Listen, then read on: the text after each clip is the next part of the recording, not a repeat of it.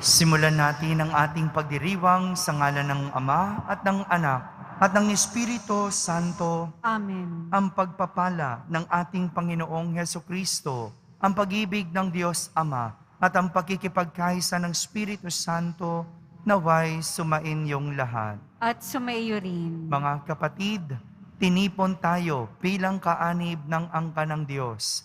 Kaya dumulog tayo sa mawaing Panginoong nagpapatawad ng lubos. Sinugong tagapagpagaling sa mga nagsisisi, Panginoon, kaawaan mo kami.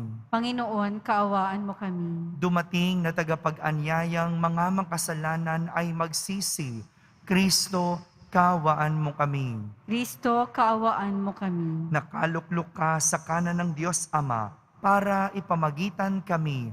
Panginoon, kaawaan mo kami. Panginoon, kaawaan mo kami. Kaawaan tayo na makapangyarihang Diyos, patawarin tayo sa ating mga kasalanan at patnubayan tayo sa buhay na walang hanggan. Amen. Manalangin tayo. Ama naming makapangyarihan, ginagawa mong kami magkaisa ng kalooban. Ipagkaloob mong ang iyong mga utos ay aming mahalin, ang iyong mga pangako ay hangarin naming tanggapin, upang sa anumang pagbabago sa paligid namin, manatiling matatag ang aming loobin, sa tunay na kasiyahang matatagpuan sa iyong piling. Sa pamamagitan ni Jesucristo, kasama ng Espiritu Santo, magpa sa walang hanggan. Amen. Pagbasa mula sa unang sulat ni Apostol San Pablo sa mga taga-Tesalonika. Tiyak na natatandaan pa ninyo, mga kapatid, kung paano kami gumawa at nagpagal araw-gabi para hindi kami maging pasanin ni numan, samantalang ipinahayag namin sa inyo ang mabuting balita.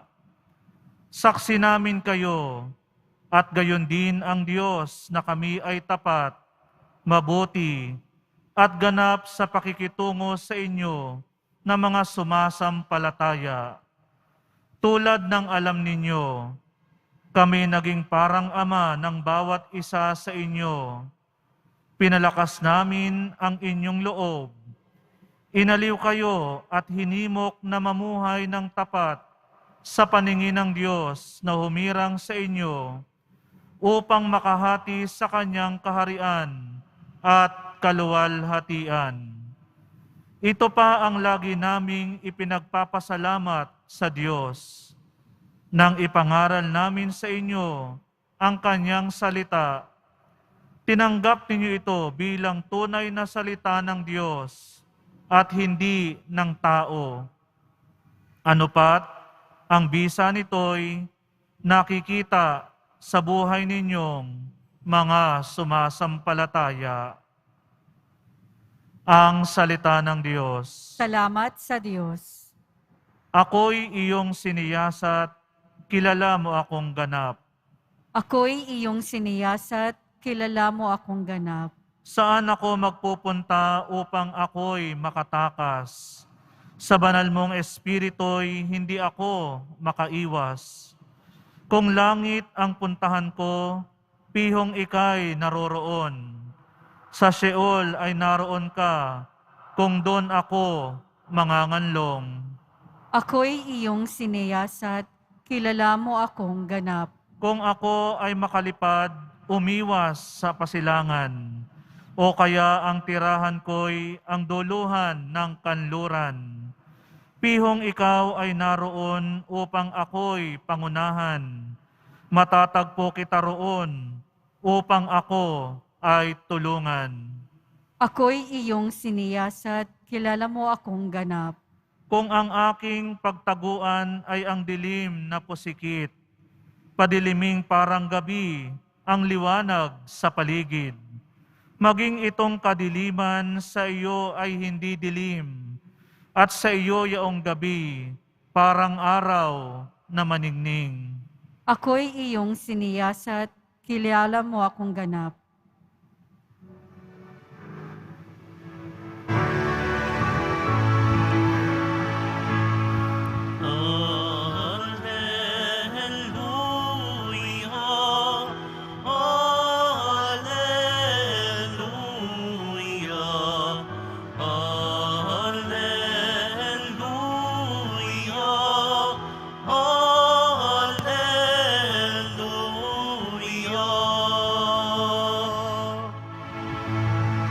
lubos na magtatamashan ng pag-ibig ng Diyos Ama,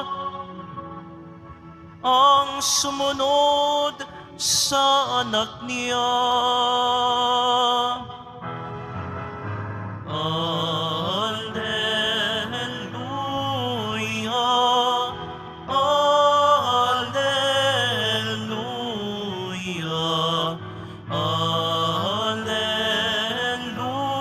Alleluia, Alleluia.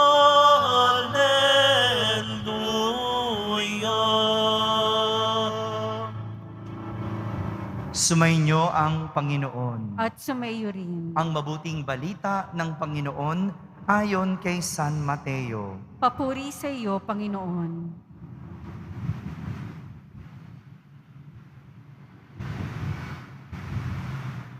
Noong panahong iyon, sinabi ni Jesus, "Sa aba ninyo, mga eskriba at mga pariseyo, mga mapagpaimbabaw.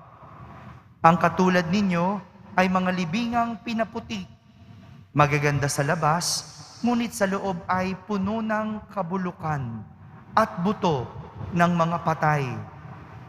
Ganyan-ganyan kayo.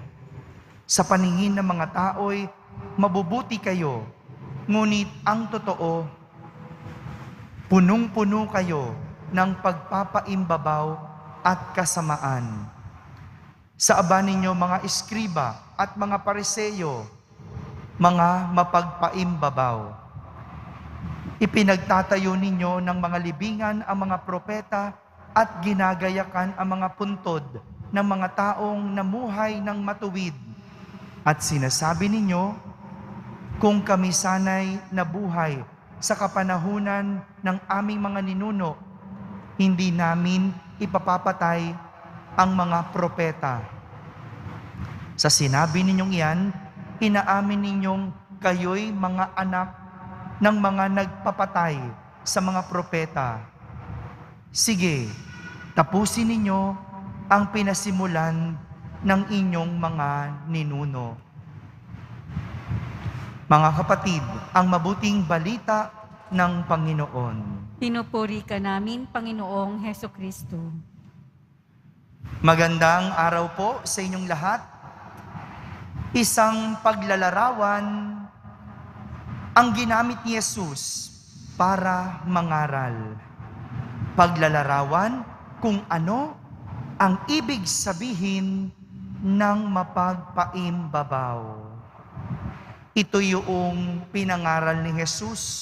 Ito yung sinasabi ni Jesus sa mga eskriba at mga pariseyo. Inihalin tulad ni Jesus sa isang libingan ang mapagpaimbabaw. Maputi at maganda sa labas, pero sa loob, puno ng kabulukan at buto ng mga patay. Yung maganda lang sa labas, maputi sa paningin, mabuti ang tingin ng mga tao, pero ang totoo, punong-puno ng kasamaan ang kalooban. Ganito daw po ang mga pariseyo at eskriba, mga mapagpaimbabaw. Maganda at mabuti sa paningin, pero bulok at patay ang kalooban. Kaya nga, sa Ingles, meron tayong kasabihan na looks can be deceiving. O sa Tagalog, ang paningin ay pwedeng malinlang. O kaya, ang paningin ay maaaring malinlang. Kaya, hindi po lahat ng nakikita tama at mabuti. Ang kailangan nating gawin, suriin. Pagsuri, ibig sabihin, hindi lang pagtingin, kundi pagkilatis, pagsubok, at pagkilala. Mga kapatid, dito natin mahuhuli ang isang taong mapagpaimbabaw. Ang taong mapagpaimbabaw, nakatuon lang sa kung ano ang tingin ng tao. Yan ang mahalaga sa kanila, kung ano ang tingin ng tao. Kaya nga, para sa kanila, mata ang mahalaga. Mata. Basta maganda lang sa paningin, okay na. Basta dapat kaaya-aya sa paningin, yan ang mahalaga sa kanila. Para bang isang larawan o picture, hindi ba? Ang larawan o picture, mahirap masabi ang katotohanan dahil kaya nitong itago ang katotohanan. Ngumiti ka lang, hindi mo na makikita kung ito ba ay may pinagdadaanan, di ba? O kaya mag-makeup ka lang, tas magpa-picture ka, kayang itago. Sa larawan, kayang ipakita kung ano lang ang maganda. Kaya nga siguro marami ang nahuhumaling sa larawan dahil kaya mong maging ibang tao sa larawan. Pwede mong itago ang kabulukan. Kaya mong piliin kung ano lang ang gusto mong ipakita. At sa larawan, naaalis ang hindi kaaya-aya sa mata. Kaya nga marami ang nagugulat. Bakit sa larawan iba sa katotohanan? Oh, napansin nyo na ba yan? Diba? Kasi yung iba pag nagpa-picture, ayaw makita yung kabulukan ng sarili. Gusto lang ipakita kung ano yung magandang anggulo. Kaya nagugulat kapag nakita sa personal, iba ang pagkatao. Ganito rin sa totoong buhay. Ang mapagpaimbabaw, ipinapakita lang kung ano ang maganda at kaaya-aya. At ang bulok at ang hindi mabuti, yon ang tinatago. Mapagpaimbabaw, isang katangiang nakakatakot dahil ginagamit nito ang kabutihan para maitago ang kasamaan. Pinalalabas nito ang maganda para lang matago kung ano ang nasa kalooban. At higit sa lahat, ang pagiging mapagpaimbabaw ay isang uri ng kasinungalingan dahil ang katotohanan ay tinatakpan. Kaya ito ay isang kasalanan. Mga kapatid, mag-ingat at maging mapanuri. Sa panahon ngayon, ang daling itago ang katotohanan. Ang daling magkubli sa mabuti. Pero dapat maging mapanuri. Kilatisin, subukin at kilalanin para hindi tayo naloloko ng mga mapagpaimbabaw na tao. Higit sa lahat, ang paalala sa atin ni Jesus, huwag tumulad sa mga Pariseo at Eskriba. Nagtatago at ipinapakita ang kagandahan sa panlabas at itinatago ang kabulukan ng kalooban. Amen.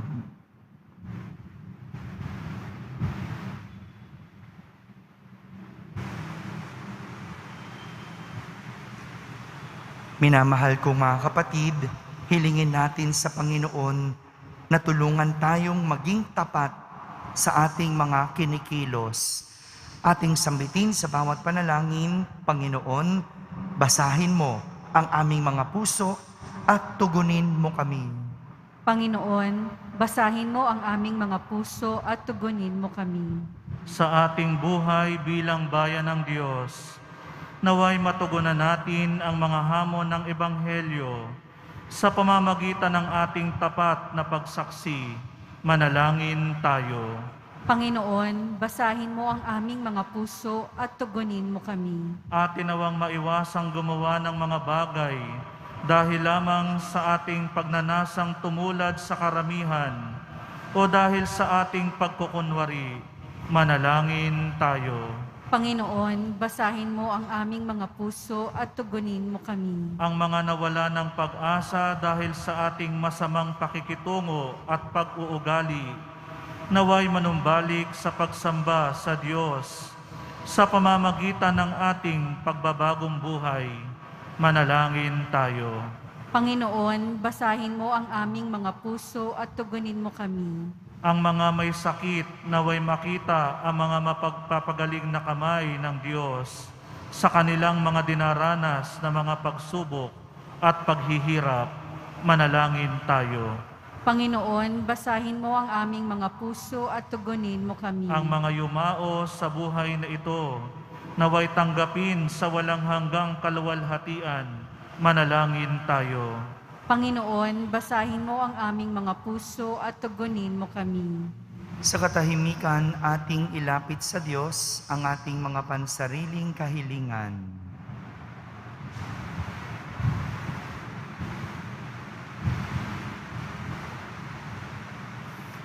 Manalangin tayo.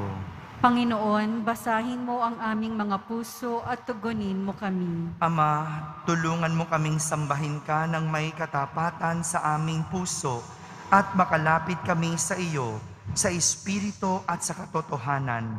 Hinihiling namin ito sa pamamagitan ni Kristo na ating Panginoon. Amen.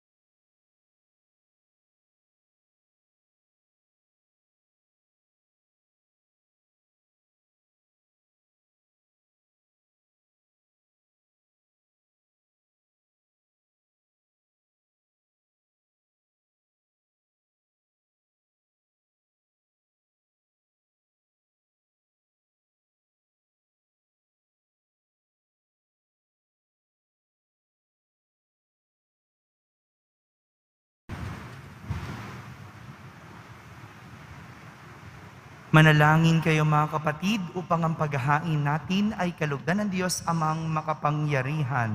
Tanggapin nawa ng Panginoon itong paghahain sa iyong mga kamay, sa kapurihan niya at karangalan, sa ating kapakinabangan at sa buong sambayanan niyang banal. Ama naming lumikha, pinagkamit mo kami ng iyong pagkupkop, pakundangan sa isang pampalagiang paghahandog. Kaya't sa iyong sambayanan ay iyong ipinagkaloob ang pagkakaisa at kapayapaang nagbubuklod, bunga ng aming mga alay na iyong ikinalulugod. Sa pamamagitan ni Jesucristo, kasama ng Espiritu Santo, magpa sa walang hanggan. Amen. Sumainyo ang Panginoon. At sumaiyo rin. Itaas sa Diyos ang inyong puso at diwa. Itinaas na namin sa Panginoon. Pasalamatan natin ang Panginoong ating Diyos. Marapat na siya ay pasalamatan. Ama naming makapangyarihan, tunay ngang marapat na ikaw ay aming pasalamatan sa iyong paglingap at kagandahang loob. Ang tao'y nilikha mo at pinangasiwa sa sansinukob.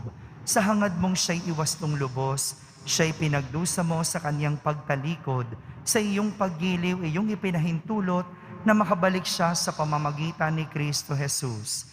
Kaya kaysa ng mga anghel na nagsisiawit ng papuri sa iyo ng walang humpay sa kalangitan, kami nagbubunyi sa iyong kadakilaan. Santo, Santo, Santo, Panginoong Diyos ng mga hukbo, napupuno ang langit at lupa ng kadakilaan mo, o sana sa kaitaasan. Pinagpalang na paririto sa ngalan ng Panginoon, o sana sa kaitaasan. Ama naming banal, ikaw ang bukal ng tanang kabanalan. Kaya't sa pamagitan ng iyong Espiritu, ay gawin mong banal ang mga kaloob na ito, upang para sa amin ay maging katawan at dugo ng aming Panginoong Hesukristo. Bago niya pinagtiis ang kusang loob na maging handog, hinawakan niyang tinapay, pinasalamatan kanya, pinaghati-hati niya iyon, iniabot sa kanyang mga lagad at sinabi, "Tanggapin ninyong lahat ito at kanin, ito ang aking katawan na inihahandog para sa inyo."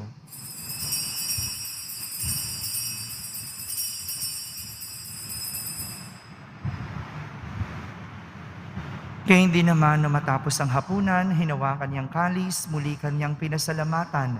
Iniabot niya ang kalis sa kanyang mga alagad at sinabi, "Tanggapin ninyong lahat ito at inumin. Ito ang kalis ng aking dugo, ng bago at walang hanggang tipan. Ang aking dugo na ibubuhos para sa inyo at para sa lahat sa ikapagpapatawad ng mga kasalanan. Gawin ninyo ito sa pag-alaala sa akin."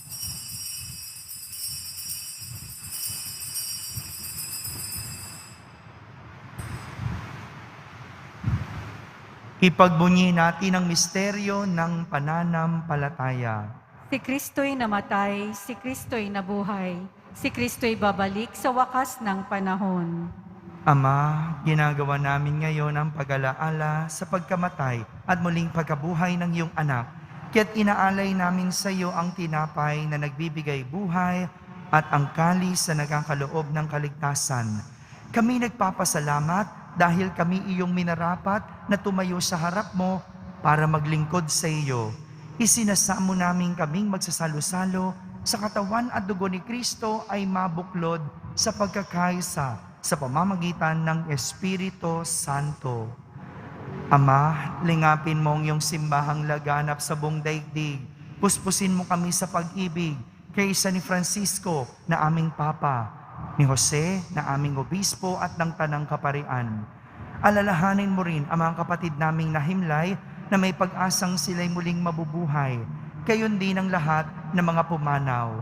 Kaawan mo sila at patuloyin sa iyong kaliwanagan. Kaawan mo at pagindapating kaming lahat na makasalo sa iyong buhay na walang wakas. Kaysa na mahal na Birheng Maria na Ina ng Diyos, ng kabiyak ng puso niyang si San Jose, kaysa ng mga apostol at ng lahat ng mga banal na namuhay dito sa daigdig ng kalugod-lugod sa iyo. May pagdiwang nawa namin ang pagpupuri sa kararangal mo sa pamamagitan ng iyong anak na aming Panginoong Hesukristo. Sa pamamagitan ni Kristo, kasama niya at sa Kanya, ang lahat ng parangal at papuri ay sa iyo, Diyos Amang makapangyarihan, kasama ng Espiritu Santo, magpa sa walang hanggan. Amen. Sa tagubinin ng mga nakahagaling na utos at turo ni Jesus na Panginoon natin at Diyos, ipahayag natin ng lakas loob. Ama namin, sumasalangit ka. Sambahin ang ngalan mo, mapasa amin ang kaharian mo, sundin ang loob mo dito sa lupa para ng sa langit. Bigyan mo po kami ngayon ng aming kakanin sa araw-araw at patawarin mo kami sa aming mga sala para ng pagpapatawad namin sa nagkakasala sa amin. At huwag mo kaming ipahintulot sa tukso at iadya mo kami sa lahat ng masama. Hinihiling namin kami yadya sa lahat na masama. Pagkalooban ng kapayapaan araw-araw, iligtas sa kasalanan at ilayo sa lahat ng kapahamakan. Samantalang aming pinananabikan ang dakilang araw ng pagpapahayag ng tagapagligtas naming si Hesukristo.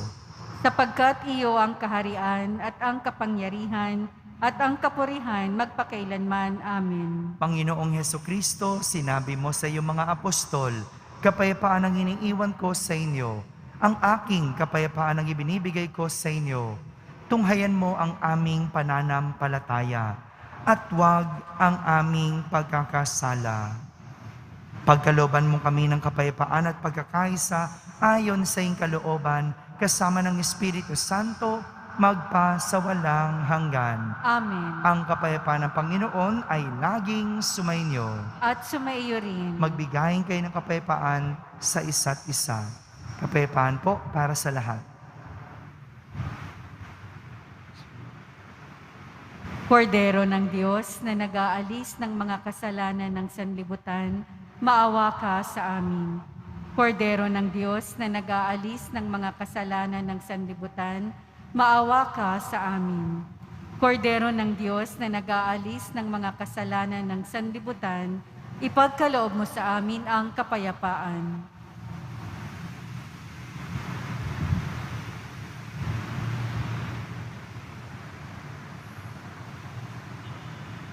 Ito ang kordero ng Diyos. Itong nag-aalis sa mga kasalanan ng sanlibutan. Mapalad ang mga inaaniyahan sa kaniyang piging. Panginoon, hindi ako karapat-dapat na magpatuloy sa iyo, ngunit sa isang salita mo lamang ay gagaling na ako.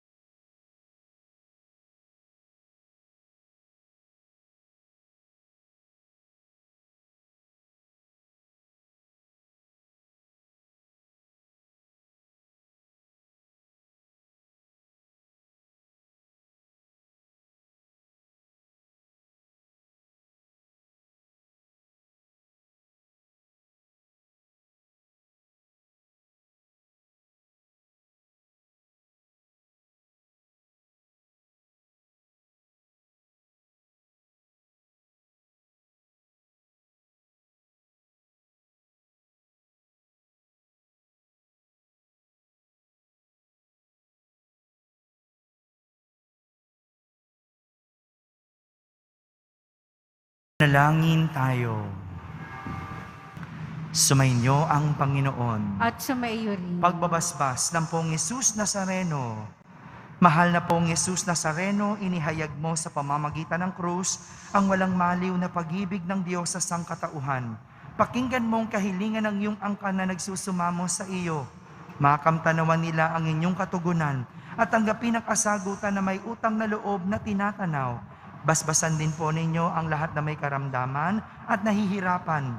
Sa pamamagitan ng bendisyon na ito, naway maalala nila ang mga pangako nila noon sa binyag na ikaw ang kanilang iibigin at pagdilingkuran bilang Panginoon magpasawalang hanggan. Amen. At pagpalain kayo ng makapangyarihang Diyos, Ama, Anak, at Espiritu Santo. Amen. Tapos na pong ating pagdiriwang, humay kayong taglay ang pag-ibig at kapayapaan ng Poong Jesus Nazareno. Salamat sa Diyos.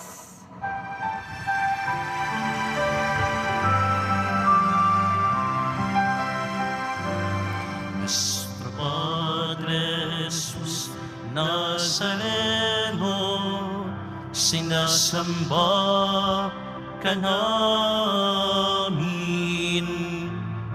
pinipintuho ka namin, aral mo ang aming buhay at kaligtasan. Nuestro Padre Jesus Nazareno, iligtas mo kami sa kasalanan.